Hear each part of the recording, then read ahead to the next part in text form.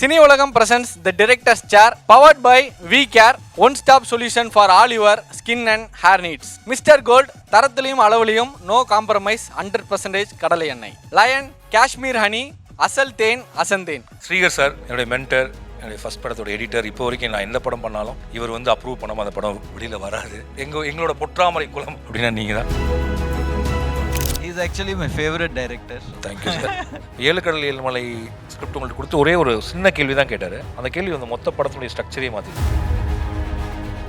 இப்போ எனக்கு என்னென்னா எடிட்டிங்லாம் ஒன்றும் தெரியாது. நான் கிட்டத்தட்ட ஃபிலிம் மேக்கிங் கற்றுக்கிட்டது வந்து கட்டுறது தமிழ் எடிட்டிங் ஆஃபீஸில் தான். உதாரணத்துக்கு வந்து சார் வந்து பறவை எங்கே இருக்கிற சாங் வந்து ரொம்ப லென்த்தாக இருக்குது, அது வேணாம் அப்படின்னு சொல்ல. நான் சொன்னேன் இல்லை, எனக்கு அது வேணும், எனக்கு அது கரெக்டாக இருக்கும்னு தோணுது. இன்னும் நான் வந்து கிரெடிட்ஸ் கொடுக்குறது சம்பளம் கொடுக்குறது இல்லை. He is also not making huge money like that. நான் ஜஸ்ட் அது பாலிஷ்டாக சொல்லுவேன். Is not making any money. பாலுமேதா சார் அடிக்கடி சொல்லுவார், சினிமா எடுக்க வந்தால் வரும், வரலைன்னா வராது. அது அவருடைய ரூலில் தான். If it comes to it will come. It won't. உனக்கு எவ்வளோ கஷ்டப்பட்டு ஸ்டோரி போர்ட் போட்டாலும் அங்கே போய் வரலைன்னா வரல. Relationships are not everything doesn't have to have a clear title or definition.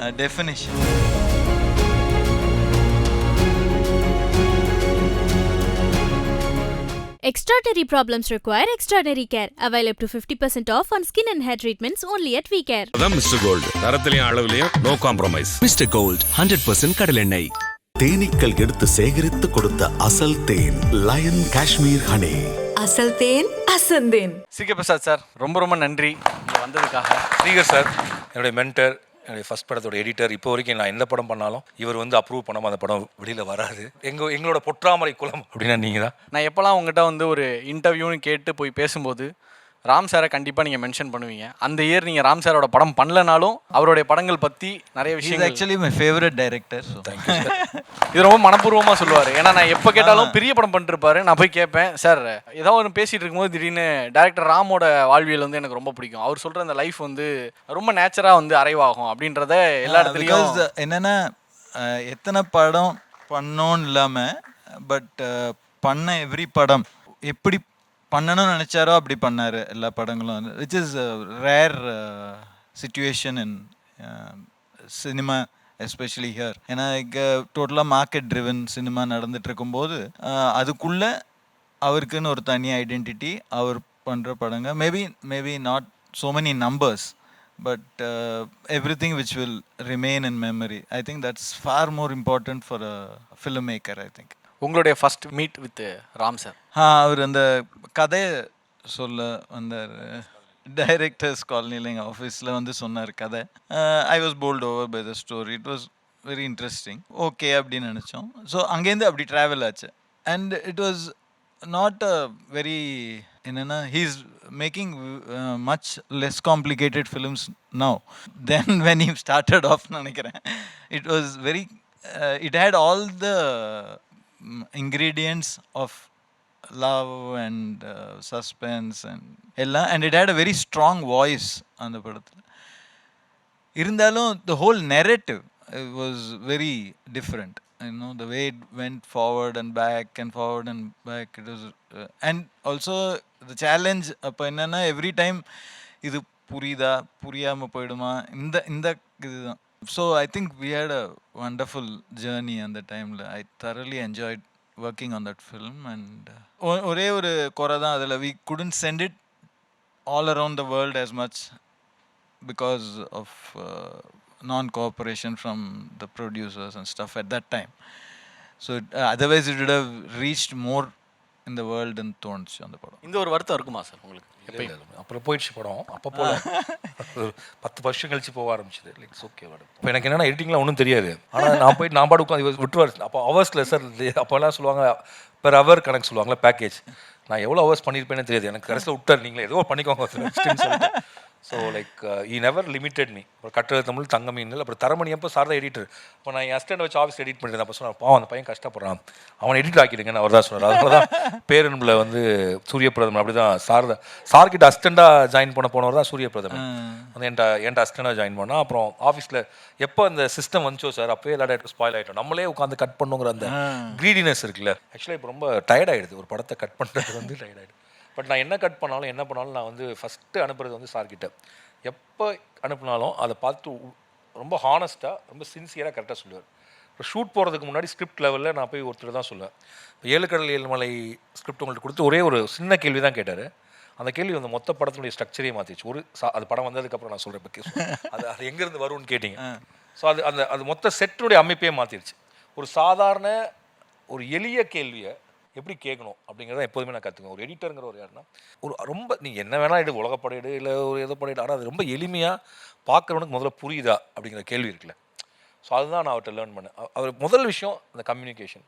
அதுக்கப்புறம் அவர் இப்போ என் படத்துக்கு எடிட் பண்ணுற மாதிரி இன்னொரு படத்துக்கு அந்த ஸ்டைல் போகவே மாட்டார். ஒவ்வொரு டைரக்டருக்குள்ள வாய்ஸ் அவர் என்ன லாங்குவேஜில் எடுத்திருக்காரோ அந்த ரிதமில் கட் பண்ண தெரிஞ்ச ஒருத்தர் வந்து ஸ்ரீகர் சார். இந்த படத்தை எப்படி வேணாலும் கட் பண்ணலாம். இப்போ அவர்கிட்ட கொடுத்தா அவர் வேறு மாதிரி கட் பண்ணுவார். ஆனால் கட்டுறது தமிழ் அவர் எப்படி கட் பண்ணார் அப்படின்னா, நான் எப்படி விருப்பப்பட்டனோ அதை நான் அவர்கிட்ட சொல்லலாம் இல்லை. எனக்கு அதான் ஆச்சரியமாக இருக்கும். எப்படி இவரால் வந்து நம்ம என்ன நினைக்கிறோங்கிறத அந்த ரிதமை புரிஞ்சிக்க முடியுது அப்படின்னா, ஆக்சுவலி இஸ் பேசிக்கலி ரைட்டர். நான் கிட்டத்தட்ட ஃபிலிம் மேக்கிங் கற்றுக்கிட்டது வந்து கட்டுறது தமிழ் எடிட்டிங் ஆஃபீஸில் தான்.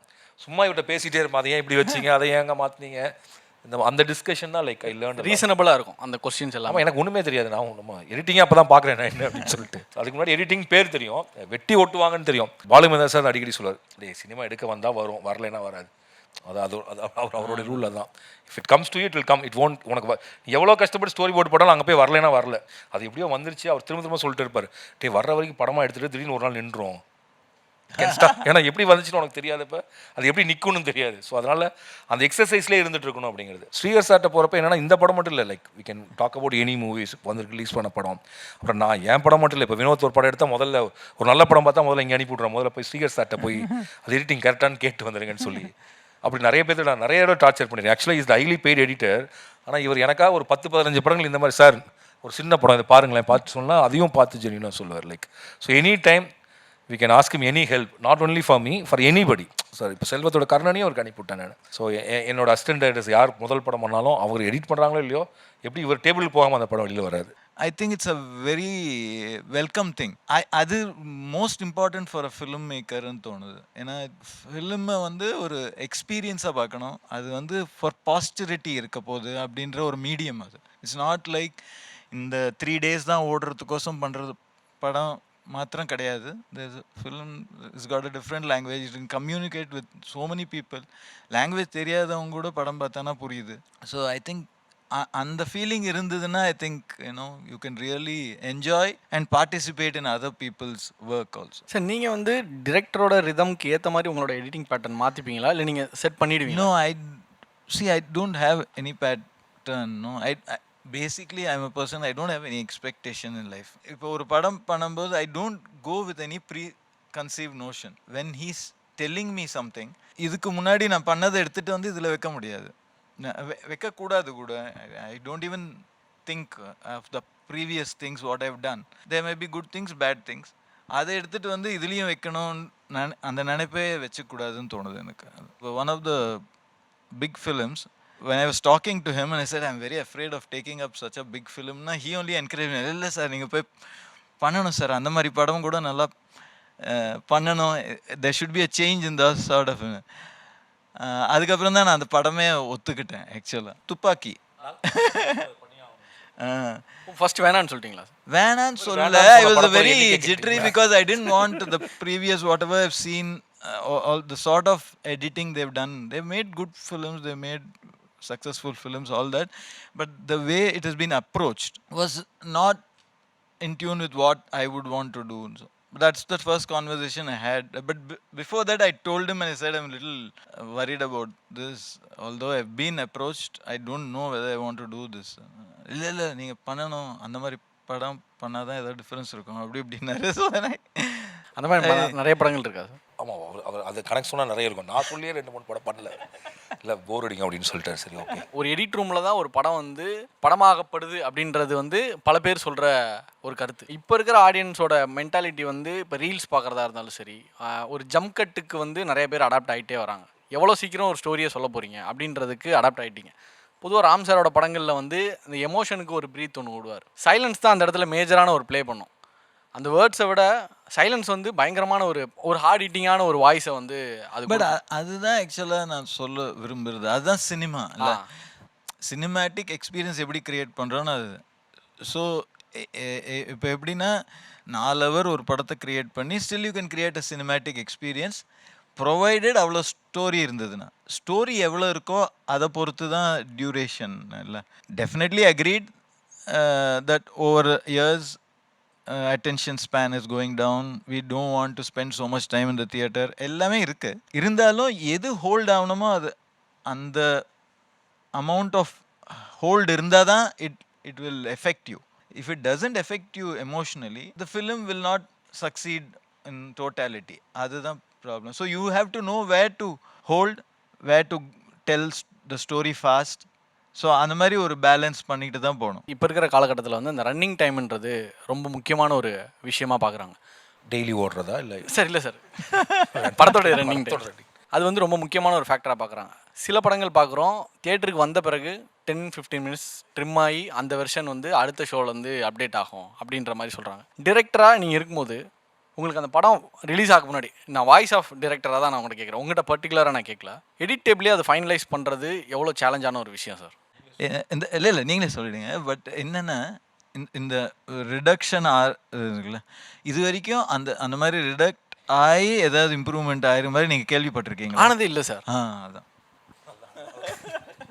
கேள்வி முடிஞ்சு. தியேட்டரில் எடிட் பண்ணி அந்த படம் ஒன்றுதில்லை. ஸோ ஒரு எடிட்டிங் டேபிளில் முடிவாக அந்த கதையுடைய விதம், அந்த கதைக்கு அது தேவைப்படும். பட் அதுக்கப்புறம் அந்த படத்தில் நம்ம நினச்ச மாதிரி பார்வையாளர்கள் பார்க்கலைங்கிறப்ப ஸோ ஏதாவது ஒன்று மாற்றி ஏதாவது ஒன்று நடக்குமான்னு ட்ரை பண்ணுறது தான். ஒரு கதைக்கு என்ன அளவோ அது சார் சொன்னது தான். இந்த கதை 6 மணி நேரம் 6 மணி நேரம், 6 நிமிஷத்துக்கு நடக்குது 6 நிமிஷம் தான் சொல்ல முடியும், 6 மணி நேரத்தில் 6 மணி நேரம் தான் சொல்ல முடியும். ஸோ அது அந்த ஜேர்னர் அதை பொறுத்து தான். அப்புறம் எனக்கு வந்து தமிழில் கடைசியாக ஒரு படம்லாம் பெரிய படம்லாம் பெரிய ட்ராகன் எவ்வளோ நேரம்? ட்ராகன் 2 மணி நேரம் 40 நிமிஷம் வேணும். Dragon 2 hours 40 minutes. அப்புறம் ஒரு 3 hours படம் ஏதோ ஒன்று ஓடிச்சு. மெய்யழகன் எவ்வளோ நேரம்? மெய்யழகனும் 2:50. 2:50. ஸோ லாங் ஃபிலிம்ஸ் இன்னும் ஓடிட்டு தான் இருக்குது, அது மக்கள் செலிப்ரேட் பண்ணிட்டு தான் இருக்காங்க. ஸோ அது எங்கேஜ் ஆகுதாங்கிறதா முக்கியம். நீங்கள் எனக்கு இதில் நம்பிக்கை இந்த அட்டென்ஷன், இந்த ரீல்ஸ் பார்க்குற மாதிரி யாரும் படம் பார்க்க வரல. அப்படின்னா மொபைல்லே பார்த்துருவாங்க. தேட்டருக்கு வரவங்க வேறு ஒரு எக்ஸ்பீரியன்ஸ் தான் வராங்க. அந்த எடிட்டில் படம் இருக்கும்லாம் அவங்க நினைக்கலாம். அந்த கதைக்கு என்ன எடிட் இருக்குமோ அதான் விரும்புகிறாங்கன்னு நான் நினைக்கிறேன். நம்ம ரொம்ப அண்டர் எஸ்டிமேட் பண்ணுறோமோ ஆடியன்ஸை அப்படின்னு எனக்கு தோணுது. ஒரு படம் ஓடாததுக்கு நிறைய காரணம் இருக்கலாம். என்னென்னா பேசிக் கான்செப்டே பிடிக்காமல் இருக்கலாம் ஜனங்களுக்கு, ஆர் ஸ்க்ரீன் பிளே புரியாமல் இருக்கலாம், எத்தனையோ விஷயம் இருக்கலாம். இது ஒன்று தான் அடிப்படையே சிக்கலாக இருந்துச்சுன்னா அப்புறம் நீங்கள் எடிட் பண்ணால் என்ன எடிட் பண்ண இப்போ சார் எப்படி பார்ப்போம்னா இந்த கதையில் இந்த இடத்துல இது முடிஞ்சிருச்சு. ஆனால் நம்ம என்ன பார்ப்போம்னா அதை விட்டுட்டு ஸ்பாட்டில் நடந்ததெல்லாம் நமக்கு தெரியும். இந்த ஷாட்டுக்கு நம்ம எவ்வளோ கஷ்டப்பட்டோம், இதை போய் இப்படின்னு ஒரு டைரக்டர்ஸ்க்கு எப்போதுமே நம்ம எல்லா ஷாட் மேலே உங்களுக்கு ஒரு பொசசிவ்னஸ் இருக்கும், அப்புறம் சில ஷாட் மேலே வெறுப்பும் இருக்கும் இல்லையா? ஆனால் ஒரு எடிட்டர் இவர் வந்து எந்த சொன்ன மாதிரி இவர் அகலாது அணுகாது தீக்காயுதல் தான் இவர் வந்து எந்த ஈடுபாடும் இல்லாமல் ஒரு எடிட்டராக அந்த படத்தை பார்ப்பார். ஸோ அவருக்கு வந்து இது நல்ல ஷாட்டு, இது மோசமான ஷாட்டு, இது அழகான ஷாட் அப்படிலாம் இல்லை. இது கதையை முன்னெடுத்துட்டு போதா, ஒரு ஷாட்லேருந்து அந்த ஷாட் போகிறப்ப கதை முன்னோக்கி போதா, இந்த நடிப்பு தப்பு இல்லாமல் இருக்கா, இந்த எமோஷன் கம்யூனிகேட் ஆகிடுச்சா, இதை சொன்னாலே எடிட்டிங் முடிஞ்சிடும். அண்ட் எப்பயுமே ஒரு இது என்னென்னா அது சொல்லலைன்னாலும் சொன்னாலும் த திங் இஸ் ஆல்வேஸ் எவ்வளோ கம்மி ஃபுட்டேஜில் ஒரு விஷயத்த சொல்ல முடியுன்றது கோல்டன் ரூல் இன் சினிமா.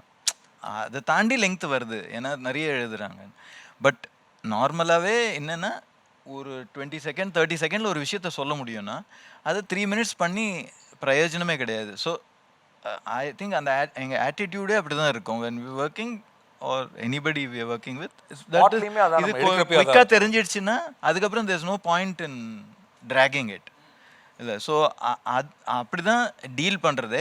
இருந்தாலும் லெங்க்த் வர்றதுக்கு காரணம் வந்து த வே தே ரைட். அது வந்து where to start and when to stop அப்படின்ற ஒரு ஃபேக்டர் வந்து அது வெரி இம்பார்ட்டன்ட், ரொம்ப முக்கியமாக சொல்லுவாங்க. ஆனால் நீங்கள் வந்து சம்டைம்ஸ் இப்போ சார் சொல்லுவாங்க, நான் வந்து சார் சொல்ல எப்படி எடுத்துக்கோன்னா ஓகே சார் எந்த லாஜிக்காக அதை சொல்கிறாங்க, அப்போ நம்ம சொல்ல வர்றது அதில் கம்யூனிகேட் ஆகணும், அதுக்கு என்ன பண்ணலான்னு யோசிப்பேன். உதாரணத்துக்கு வந்து சார் வந்து பறவை எங்கே இருக்கிற சாங் வந்து ரொம்ப லெங்க்த்தாக இருக்குது, அது வேணாம் அப்படின்னு சொல்ல நான் சொன்னேன், இல்லை எனக்கு அது வேணும், எனக்கு அது கரெக்டாக இருக்கும்னு தோணுது அப்படின்னா. இப்போ சாரை பொறுத்த வரைக்கும் கதை முன்னோக்கி போகல, மேபி கட்டுரை தமிழ் அது இருந்தால் கதை இன்னும் வேகமாக முன்னோக்கி போகுமா இருக்கும்.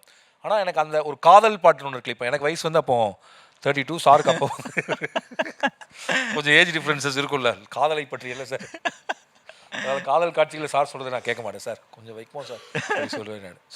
ஸோ இதுதான் கிவ் அண்ட் டேக் நான் சொல்லுவேன். இப்போ வந்து அந்த இன்னும் ஒரு இரவு நான் 8 frames எடுத்து வந்து ஃபஸ்ட்டு கொஞ்சம் எடுத்தோம், சார் சொன்னார் சூப்பராக இருக்குது, ஃபுல் 8 frames பண்ணிடலாம் அப்படின்னா அது ஃபுல் 8 frames பார்த்து அந்த எடிட்டிங்லாம் பயங்கர ஐ மீன் ஸ்மோக்ட் அப் ஃபீலிங் கிரியேட் பண்ணது அந்த சீன். எஸ்ஆர் கதிர் தான் முதல்ல சொன்னார். அவர் வந்து சாங்கிங் எக்ஸ்பிரஸ்னு ஒரு படம், அவர் வந்து 8 framesலேயே அந்த படம் எடுத்திருப்பாருன்னு எடுத்திருந்தார்.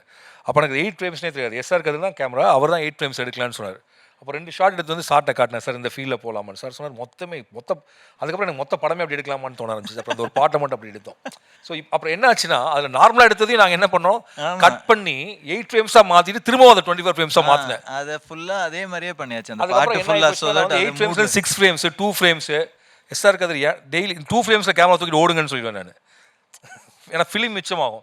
நம்மளுக்கு மொத்த டி நகர் ரோடு முழுக்க எஸ்ஆர் கதிர் இங்கேருந்து கேமரா தூக்கி 2 ஃப்ரேம்ஸில் போவார். அதை கட் பண்ணி இவ்வளோ தான் கிடைக்கும் நம்மளுக்கு அது மொத்த ஃபுட்டேஜும். ஸோ லைக் கட்டட தமிழ் வந்து இந்த மாதிரி நிறைய என்ன சொல் லேர்னிங்கும் இருந்துச்சு, பயங்கர சேலஞ்சிங்காக இருந்துச்சு. அப்புறம் ஸோ இந்த மாதிரி பேசுகிறதுக்கு இது என்ன பண்ணலாங்கிறதுக்கு ரொம்ப ஹெல்ப்ஃபுல்லாக இருக்கும். அப்புறம் வந்து எப்போதும் டேரக்டர் விட்டு கொடுக்க மாட்டார். இப்போ ப்ரொடியூசர் சைட்லேருந்து அப்போல்லாம் ஃபுட்டேஜ் கணக்கில் கட்டட தமிழில் இப்போ ஒரு கம்ப்ளைண்ட் வந்துருச்சு, சார் டேரக்டருக்கு எடுக்க தெரில போல இருக்குது, நிறைய ஃபுட்டேஜ் யூஸ் பண்ணுறாரு அப்படின்னு சொல்லிட்டு ஒரு ஃபோன் பண்ணி விட்டு தான் கேட்டிருக்காங்க. இல்லை நல்லா தான் எடுக்கிறான்னு சர்டிஃபிகேட் கொடுத்துட்டாரு. அதனால் நான் வந்து தப்பிச்சிட்டேன்னு வச்சுக்கோங்க. ஏன்னா அன்றைக்கி வந்து கேன்ங்கிறது வந்து அன்றைக்கி ஒரு டேரக்டருக்கு சினிமா எடுக்க தெரியுமா இல்லையாங்கிறது அன்றைக்கி நம்ம எவ்வளோ கேன் எக்ஸ்போஸ் பண்ணுறவங்கள தான் கண்டுபிடிப்பாங்க, இல்லை அதை வச்சு ஜட்ஜ் பண்ணுவாங்க. ஸோ அப்போ இல்லை அப்படின்னு சொல்லி இவர் தான் என்னை காப்பாற்றினார். எப்படி இருக்குது சார் இந்த travel with Ram sir? Even though நீங்கள் அவரோட படங்கள் ஒர்க் பண்ணல அப்படின்ற பட்சத்திலும் அந்த இன்னும் ஒர்க் தான் பண்ணிட்டு இருக்கேன். படம் இல்லை கேட்டு தான் ஃபைனல் மிக்ஸ் அனுப்புகிறேன். இன்னும் நான் வந்து கிரெடிட்ஸ் கொடுக்குறது சம்பளம் கொடுக்குறது இல்லை. Relationships are not everything doesn't have to have a clear title or definition. It just goes on. So some of my other people also ask, in the padam neenga pandringala illaya, but it's like an extension of what we are wanting to be in cinema, no? So when he's doing, we'll always be there for him, no? It's not about exactly getting my name on that thing. இவரோட ஆஃபீஸில் தான் நான் வந்து ஆக்சுவலாக cinema கற்றுக்கிட்டது வந்து Balu Mahendra sir ஆஃபீஸில். பாலுமகேந்திரா அடுத்த இடம் வந்து இவங்க ஆஃபீஸ் தான். அப்போ அந்த ஆஃபீஸ் சார் இது நம்ம சாலிகிராமத்தில். இப்போ நீங்கள் உங்கள் வீட்டுக்கு எடுத்த ஆஃபீஸ் அந்த பேக் சைடில் ஸ்மோக் பண்ண நல்லா இருக்கும். ஸோ நான் அங்கே தான் இருப்பேன், ஷூட் முடியும் எடிட்டிங் ஆஃபீஸ்லேயே உட்காந்துட்டு இருப்பேன். நான் போயிட்டு மித்த படத்தை எடிட்டிங்லாம் உட்காந்து பார்த்துட்டு இருப்பேன். சம்பளமே இல்லாமல் அப்படின்னு சொன்னார்ல. சம்பளமே இல்லாமல்னா see you have a rapport with somebody and you understand what he's trying to do. He's also not making huge money like that. நான் ஜஸ்ட் அது பாலிஷ்டாக சொல்கிறேன். he's not making any money. So when somebody is doing that, then these things don't come in. What is more important, and you have to prioritize. He is actually capable of doing any sort of film. He can do a masala film also, or he can do anything because he got the gift fortunately to write but he's chosen to do what he wants to do. So that's why I think he's making less films now, but that doesn't matter. I think end of the day that what matters is he's happy to make what he's making, I think. Sir masala படங்கள்லாம் வந்து நீங்கள் சார்கிட்ட edit பண்ண சொல்லி suggest பண்ணுறீங்க, ஆனால் நீங்கள் வந்து அந்த மாதிரி பண்ண மாட்டீங்களே? இல்லை நாங்கள் வந்துட்டு பண்ண மாட்டோன்றது அதெல்லாம் வாய்ப்பு வந்தால் பண்ண தான் செய்வோம். லைக் அது ஒரு ஜேர்னர் தானே. லைக் இது நல்ல படம், அதை கேட்ட பண்ணல. ஃபிலிம் மேக்கர் எல்லா ஜேர்னரும் ட்ரை பண்ணுவோம். இப்போ ஹியூமர் ட்ரை பண்ணியிருக்கோம். அடுத்து எனக்கு ஹாரர் காமெடி பண்ணணும்னு ஆசை இருக்குது. மாதிரி எல்லாம் ட்ரை பண்ணுவோம். ஆடியன்ஸ்கிட்ட போயிடலாம் சார், பார்வையாளர்கள். சார் அவர் ஒருத்தர் கேரக்டர் ஆர்க் எப்படி டெவலப் பண்ணுறீங்க, நான் எப்படி கேரக்டர் கிரியேட் பண்ணுறேன்னு டக்குன்னு என்ன பதில் சொல்கிறதுன்னு தெரியல. கேரக்டர் ஆர்க்னா என்ன sir? How the character behaves in a film, how it develops and how it என்ன சொல்லணும்னா ஒரு மாதிரி எப்படி உங்களை எஃபெக்ட் பண்ணுது அந்த கேரக்டர். அண்ட் அந்த கேரக்டர் எந்த கேரக்டர் இருந்தாலும் ஆக்சுவலாக ஒரு ஸ்டார்ட்டு ஒரு எண்டு இருக்குது. எங்கேருந்து ஆரம்பிக்கிற அந்த கேரக்டரை நீங்கள் எங்கே வேணால் ஆரம்பிக்கலாம், பட் அதோட பிஹேவியர் அது ஐ திங்க் இஸ் வெரி இம்பார்ட்டன்ட்னு நினைக்கிறேன். So character arc and being in character for the character is very இம்பார்ட்டன்ட்னு தோணுது. So I think it will develop the character arc is basically the travel of the character. அதான் ஒரு ஊர்லேருந்து இன்னொரு ஊருக்கு போகிற கதையா சார்? அதான் நான் சொன்னேன், பட் சிரிச்சிட்டாங்க எல்லாரும். ஒரு நான் தப்பாக சொல்லிக்கிறாங்களோன்னு நினச்சேன். இல்லை அது ரெண்டும் சேர்ந்து அவ்வளோதான் அப்படின்னு நினைக்கிறேன். அதுக்கு மேலே எதுவும் இல்லை. அது அந்த விஸ்காம் டிபார்ட்மெண்ட்டில் சொல்லிக் கொடுக்குறது எல்லாம் படிக்கிறதுக்கு தேவை 3 மணி நேரம் தான். சரியா? ஒரு ஸ்க்ரீன் பிளே ஸ்ட்ரக்சர் இது எல்லாமே யூடியூப்லேயே பெட்டராக வந்துருச்சு. மெட்டஃபர், லேயர்ஸ், இந்த மாதிரி நிறைய வேர்ட்ஸ் நிறைய வந்திருக்கு இப்போ. பட் உங்களுக்கு ஒரு ஒப்பீனியன் இருக்கும்ல, ப்ரீ கன்சீவ்டு ஏதோ ஒப்பீனியன் இருக்குமா? இல்லை சார், ரைட்டராக ஒரு இன்ஜினியரிங் படிக்கிறவங்க அப்படி இருக்குங்களா சார்? இல்லை இருக்கக்கூடாது. பட் ஒரு ரைட்டராக இப்போ இதுதான் கேரக்டர், பட் இந்த கேரக்டர் வச்சு எழுதிட்டு இருக்கீங்க கதையை. ஓகே, இதெல்லாம் ரியலிஸ்டிக் வாடவர் ஒரு கேரக்டர். பட் உங்களுக்குள்ள ஒன்று நம்மளுக்கு ஒரு ட்ரூத் இருக்குமா? என்னன்னா இன்ஜினியரிங் படிக்கிறவங்கலாம் வேஸ்ட்டு ஒரு ஒன்று மனசில் இருந்ததுன்னு வச்சுக்கோங்க. ஸோ அது will it reflect on your movie will it reflect in your attitude in the dialogues? அப்படி இருந்துச்சுன்னா அது ஆபத்து சார். லைக் அப்படி இருந்துச்சுன்னா நீங்கள் ரொம்ப ப்ரிஜுடிஸாக ரொம்ப முன் தீர்மானத்தோட ஒரு கதையை அணுகிறீங்கன்னு அர்த்தம். எந்த கதை பண்ணாலும் like we should believe that character. அந்த கேரக்டருடைய பார்வையை சொல்கிறது தான் நம்ம வரமே தவிர பொலிட்டிக்கல் கரெக்ட்னஸ் பண்ணுறதுக்காக ஒரு writer art can be politically correct. அவர் மாதிரியே இருக்கணும். அவர் இந்த சூழ்நிலைக்கு வந்தால் என்ன பேசுவாருங்க தான் நம்மளுடைய கதை. பட் இந்த ப்ராசஸ் ஆஃப் ஃபில்ம் நீங்கள் எப்படியும் lot of political statements political ideology ideology you bring, no? Ideology, I bring ideologies, but I don't keep all politically correctான கேரக்டர்ஸ் படத்துக்குள்ள வைக்க மாட்டேன். என் படத்தில் செக்ஸிஸ்டான ஒரு கேரக்டர் வந்தானா உலகத்தில் செக்ஸிஸ்டாக ஒருத்தர் இருந்தானா அவன் செக்ஸிஸ்டாக தான் பிஹேவ் பண்ணுவான் அப்படிங்கிற இடத்துல தான் அது பண்ணுவோமே தவிர ஐயோ இந்த டைலாக் இந்த கேரக்டர் பேசினா கரெக்டாக இருக்குன்னா அந்த கேரக்டர் பேசணும். வி ஷுட் நாட் ஒரு டூ மச் வரி இது வந்து தப்பாக போற்றி ஆகிடுமா அப்படின்னு யோசிச்சுட்டா அதில் நம்ம கரெக்ட் ஆயிடுறோம்னு அர்த்தம். ஸோ வி ஷுட் அந்த கேரக்டருடைய இயல்பை அந்த கேரக்டருக்குள்ளேருந்து புரிஞ்சு எடுத்துக்கிட்டு நம்மளுடைய ஐடியாலஜி தீசிஸ் ஒன்றா இருக்கும். ஆனால் அந்த கதாபாத்திரத்தை அதுக்காக மாற்றக்கூடாது அப்படிங்கிறது. ரைட்டர் ஷுட் நாட் ஹேவ் அவன் தனிப்பட்ட முறையில் எப்படி வேணாலும் இருக்கலாம். ஆனால் ரைட்டராக இருக்கப்போ he can have gender, he can have religion, he can have caste, he can have race. ஒரு அடையாளமற்ற ஒரு மனிதனாக ஒரு இல்லாட்டி ஒரு இதுவாக இருந்து எல்லாத்தையும் பார்க்கணும். முன் தீர்மானம் கூட ஒவ்வொருத்தரையும் எடை போடக்கூடிய ஒருத்தராக ரைட்டர் இஸ் நாட் அ நீதிபதி இல்லை. இவர் நல்லவர் அவர் நல்லவர்னு நினைக்கிறவர் இல்லை ரைட்டர். ரைட்டரை பொறுத்த வரைக்கும் நல்லது பண்ணுறதும் கரெக்டான கேரக்டர் தான். இந்த கேரக்டர் நல்லது பண்ணுது, இந்த கேரக்டர் கெட்டது பண்ணுது. நான் எந்த விதத்துலையும் அப்படி எந்த அளவுக்கு வந்துடும் சார் காஸ்டிங் பண்ணுறப்ப அப்படி டீக்ரேட் பண்ணிடுவோம் நம்ம இல்லையா. நம்ம ஒரு வில்லன்னா இப்படி தான் இருக்கணும் ஸ்டீரியோ டைப் பண்ணுற டீக்ரேடிங் அங்கேருந்து ஸ்டார்ட் ஆகிடும். ஸோ ஒரு writer should be like be very democratic, unbiased. Super sir. Thank you so much sir. Thank you so much for your time sir. All the best. Thank you thanks for coming. திருப்பூரில் வேலை செஞ்சுட்டு இருக்கும்போது கட்டுரை தமிழ் வருது. நான் அந்த படம் பார்த்துட்டு முடி வளர்த்துட்டு கண்ணாடி அப்போ போய் ஒரு கண்ணாடியை வாங்கி போட்டு அப்படி சுற்றிட்டு இருந்த ஆள் தான் நானும். பறவை எங்கே இருக்கிற மாதிரி பாட்டை கேட்டு ரசிச்சுட்டு திடுப்புன்னு கூழாங்கலோ கொட்டுக்காலியோ வந்துடாது. எங்களுக்கு முன்னாடி யாராவது இந்த மெயின் ஸ்ட்ரீமில் உள்ளே வந்து இந்த மாதிரியான படங்களை வந்து பண்ணி அவங்க கொடுத்த மூமெண்ட் தான் எங்களுக்கு இது மாதிரி ஒன்று நம்மளும் பண்ணலான்னு வருது. அதில் அந்த பையன் அந்த கூழாங்கல் எடுத்து வாயில் போடுவான். அந்த ஒரு ஷாட் எனக்கு அந்த ஒரு இமேஜே பயங்கரமாக அரெஸ்ட் ஆகிடுச்சு. அப்படி ஒரு இமேஜ் நான் இது வரைக்கும் எங்கேயுமே பார்த்ததில்லை. எனக்கு அப்படி பண்ணுவாங்கன்னு கூட தெரியாது. அண்ணன் வந்து ஒவ்வொரு வருஷத்துக்கும் ஏன் ஒவ்வொரு படத்துக்கு இவ்வளோ பெரிய கேப்புன்னு சொல்கிறாங்கல்ல, அந்த கேப்பை ஃபுல்லாக நாங்கள் ஒரு பொழுது தின்றோம். அடுத்து நாங்கள் என்ன பண்ணணும் அப்படின்றது, ஏன்னா அவரை நாங்கள் வந்து தாண்டணும் இல்லையா. Extraordinary problems require extraordinary care. Avail up to 50% off on skin and hair treatments only at VCare. அதான் மிஸ்டர் கோல்டு. தரத்திலையும் அளவுலையும் நோ காம்ப்ரமைஸ். மிஸ்டர் கோல்ட் 100% கடலெண்ணெய். தேனீக்கள் எடுத்து சேகரித்து கொடுத்த அசல் தேன் லயன் காஷ்மீர் ஹனி. அசல் தேன் அசந்தேன்.